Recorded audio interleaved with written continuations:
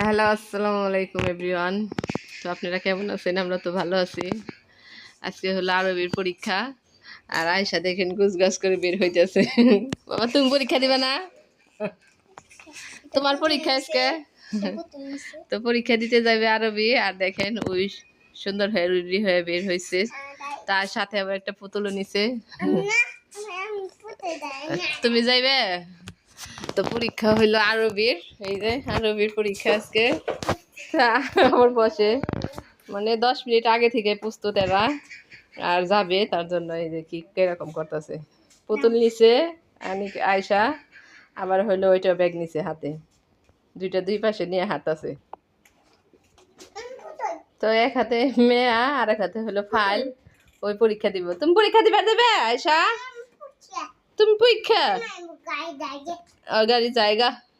তো আমরা এখন গাড়িতে উঠবো। তো ওই নিয়ে বেড়াতে স্যার বলতেছে মা নো নো, তুমি যাইবে? আমরা এখন বের হব, আমরা এখন যাব। তো দেখুন এই যে আয়সা বের হইতেছে, পুতুল আর গেল ব্যাগ নিয়ে, তার পরীক্ষা দিতে যাইবে, ওই বের হইতেছে।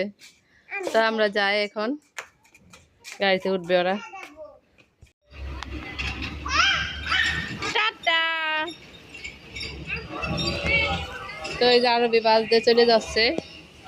তো ওই পাশে যাইতেছে, আরো বাচ্চাদের উঠাই নিয়ে আসবো।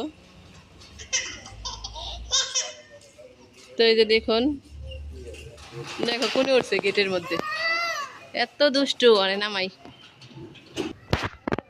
তো এই দুষ্টটাকে নামাই নিলাম।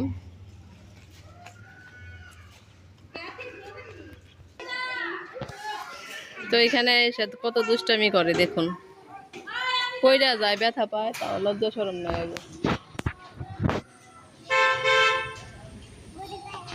ওই যে গাড়ি আসছে। তো গাইস, আল্লাহ হাফেজ দিয়ে দিই, এখন বাসায় চলে যাব। আরবির গাড়ি এখন চলে আসবে, এখন চলে যাবে আরবি।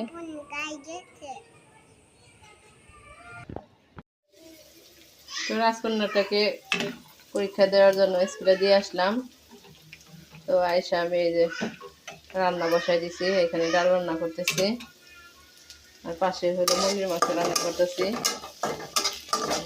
পেঁয়াজটা হয়তো ভালো করে ভাজা নিতেছি, আর একটু ভাজবো। তো মুরগির মাংস রান্না করবো। তো মশলাটা কষানো হয়ে গেল, তো এখানে এখন মুরগির মাংসটা দিয়ে দিব। পাশে ডালটা হয়ে গেছে, ডালটা বাগার দিয়ে দিব। তো মুরগির মাংসটা আমি দিয়ে দিই। এই যে মুরগির মাংসটা ধুয়ে পরিষ্কার করে নিয়েছি।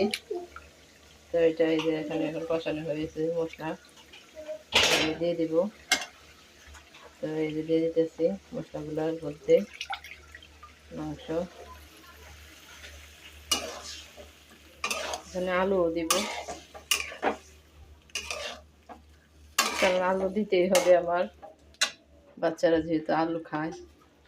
আর কিছু খাক আর না খাক সবজি, কিন্তু আলুটা অবশ্যই খাবে।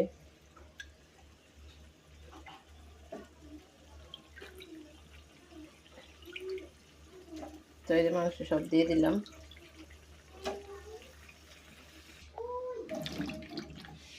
তো একটু কষানো করে একটু আলু দিয়ে দিলাম, 2টা আলু আমি কেটে নিয়েছি। তো এই যে রান্নাটা কমপ্লিট হোক, তারপরে বাচ্চারা খাবে, আর রবি আবার স্কুল থেকে চলে আসবে পরীক্ষা দিয়ে। তো আমার রাজকন্যাটার জন্য সবাই দোয়া করবেন, যেন ভালো করে পরীক্ষা দিতে পারে রবি। তো পাশে থাকুন, দেখুন রান্নাটা কমপ্লিট হোক, তারপরে আরবি ওরা স্কুল থেকে আসলেই খাইতে দেব। তো আমার রাজকন্যাটা স্কুল থেকে চলে আসছে পরীক্ষা দিয়ে। কেমন হয়েছে পরীক্ষা? ভালো। খুব ভালো হয়েছে না? হ্যাঁ। সব লেখছো ঠিক মতো? হ্যাঁ।